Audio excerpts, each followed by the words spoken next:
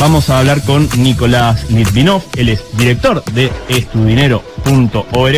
Bueno, vamos a hablar con Nicolás Litvinov, director de Estudinero. Con el licenciado Nicolás Litvinov, él es economista, fundador y presidente de Estudinero.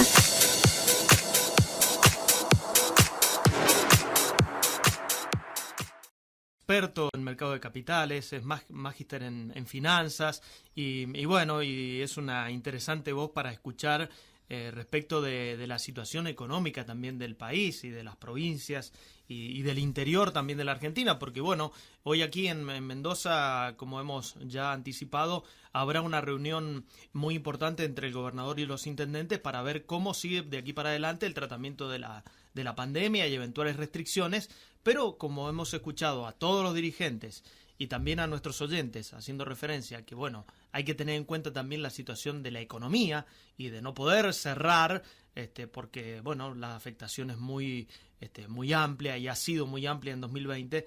Bueno, queremos tener también la voz de un estudioso de la materia y de ver qué puede seguir de aquí para adelante, entre otros temas de la economía que siempre es interesante de abordar en nuestro país. Nicolás, buen día, ¿cómo va?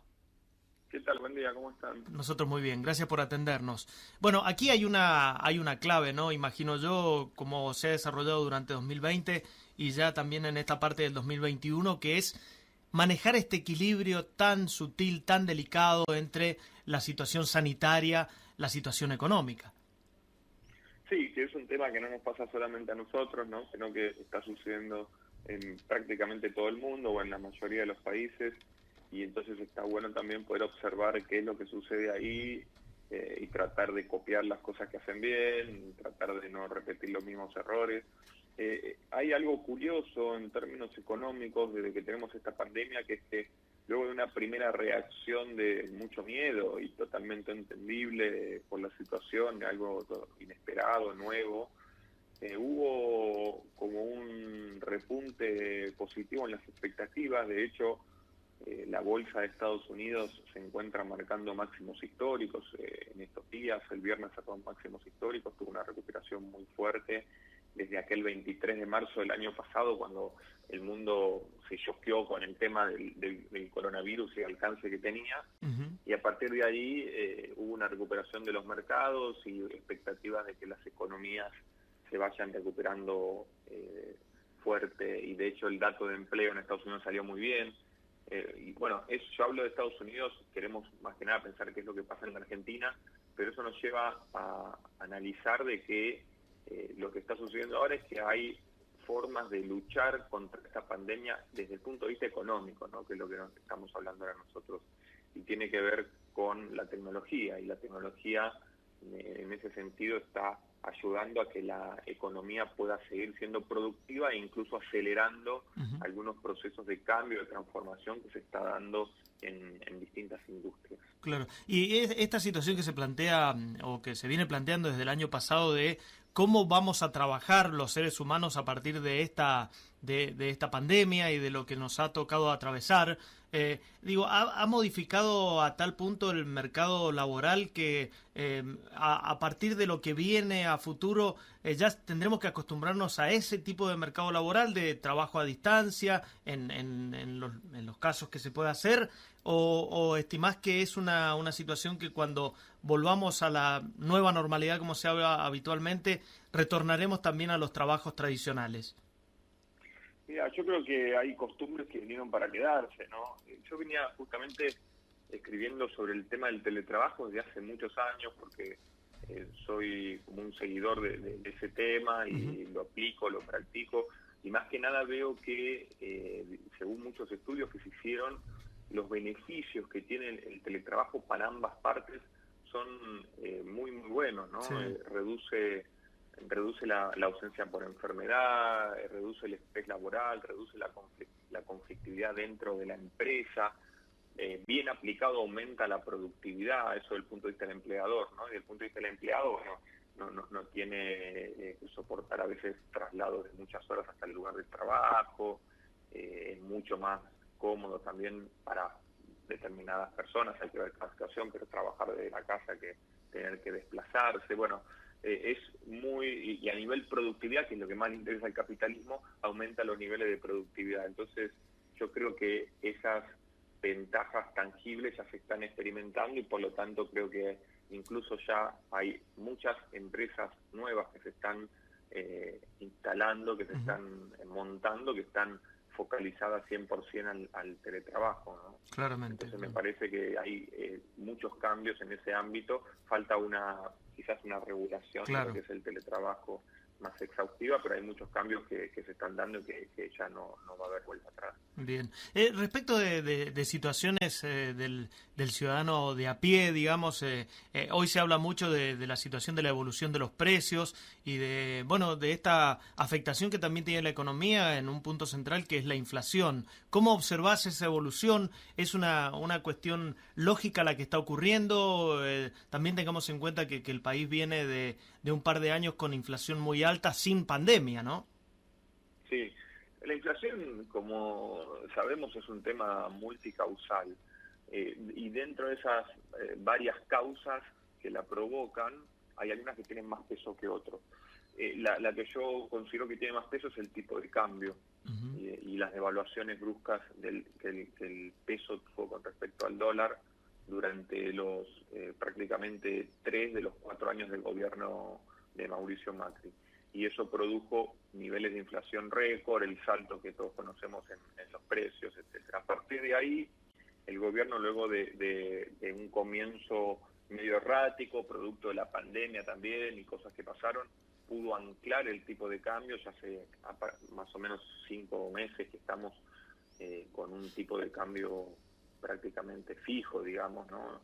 Incluso descendiendo fuerte el dólar blue desde los 190 hasta los 140 pesos aproximadamente actuales, y yo creo que eso ancla un poco las expectativas de inflación, en el sentido que una de las causas más importantes está de alguna manera dominada. Después las otras tienen que ver, como decías vos, hay una inercia inflacionaria. Cuando venís de años de inflación del 60% anual, claramente esa inercia va a repercutir en tiempos venideros, pero la buena noticia es que en la comparación interanual o año a año también tenemos un descenso de la inflación que se va dando, no con el ritmo veloz que todos querríamos, pero por lo menos es una tendencia en donde el aumento, el nivel de aumento de los precios va disminuyendo, por más que nosotros cuando vayamos al supermercado veamos que las cosas siguen aumentando, pero lo hacen en una menor cuantía que en años anteriores, y eso es un primer paso importante como para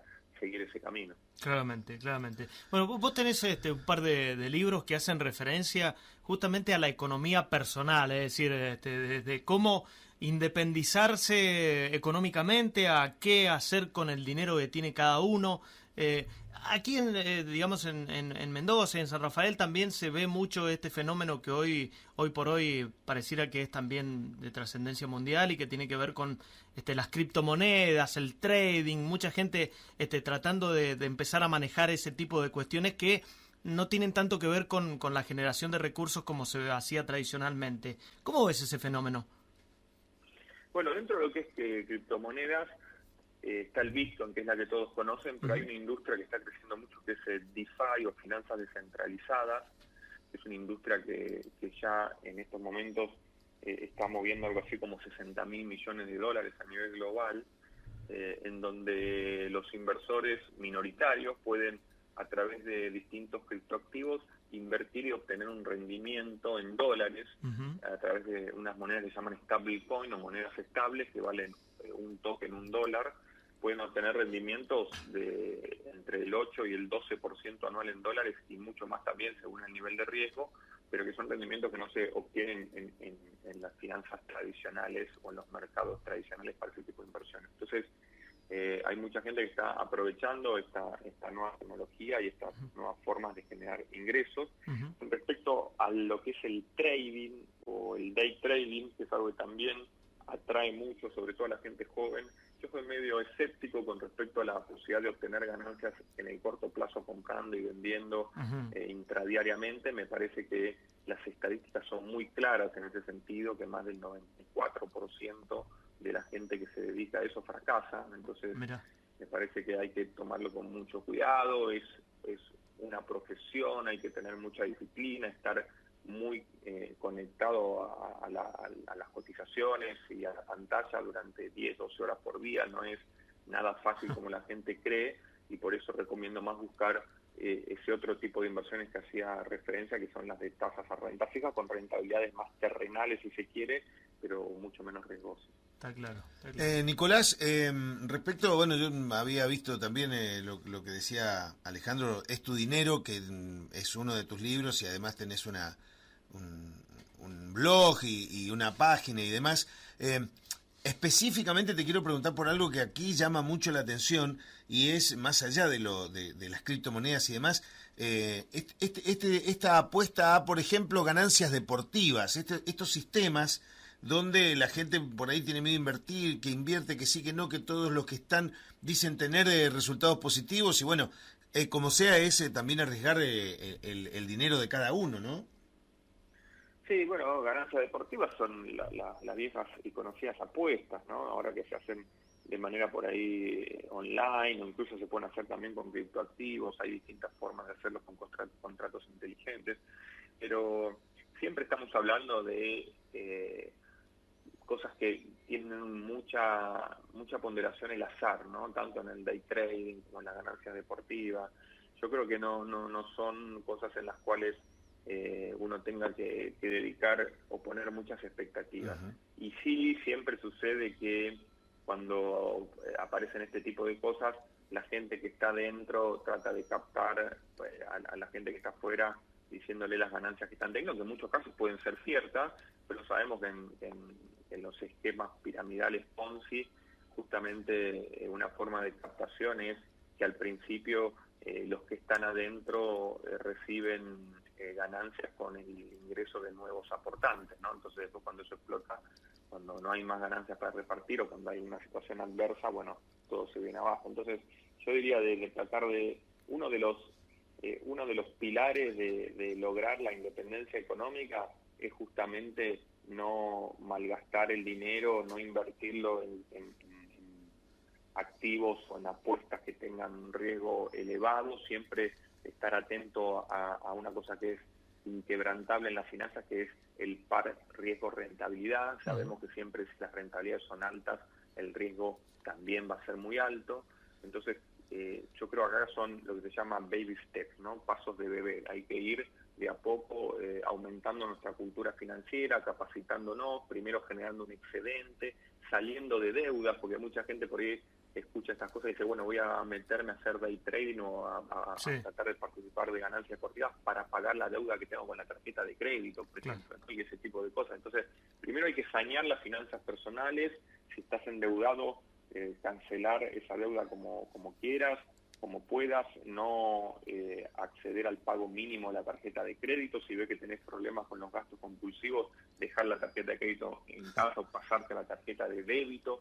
Hay toda una serie de cosas que tenemos que hacer primero para lograr un excedente en nuestros ingresos con respecto a nuestros gastos, y a partir de ahí, de a poco, empezar a hacer crecer nuestro patrimonio.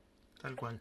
Ya para el final te pido una referencia de lo que ves hacia el futuro en el corto, mediano y largo plazo de la economía, de la macroeconomía argentina. Sí, bueno, yo soy optimista con respecto a la economía argentina porque, bueno, tiene que ver un poco con lo que estábamos hablando antes, que en la Argentina, cuando anclas el tipo de cambio, sabemos todos los recursos que tenemos, el potencial que tenemos, y estamos en un modelo económico que está muy basado en el consumo interno.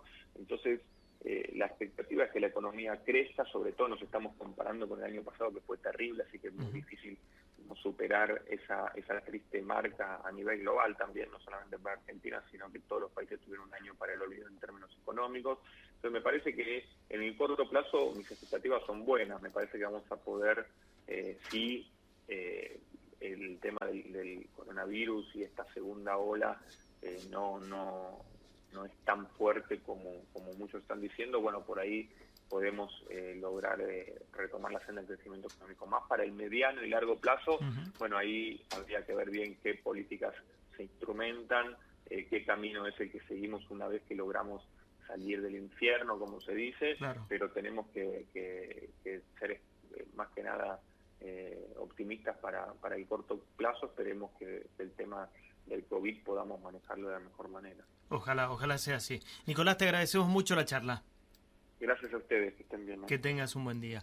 Ahí estaba Nicolás Litvinov, economista de la UBA, experto en mercado de capitales, magíster en finanzas y también director de la empresa de educación estudinero.net, autor de varios libros que tienen que ver justamente con la macroeconomía y con la microeconomía.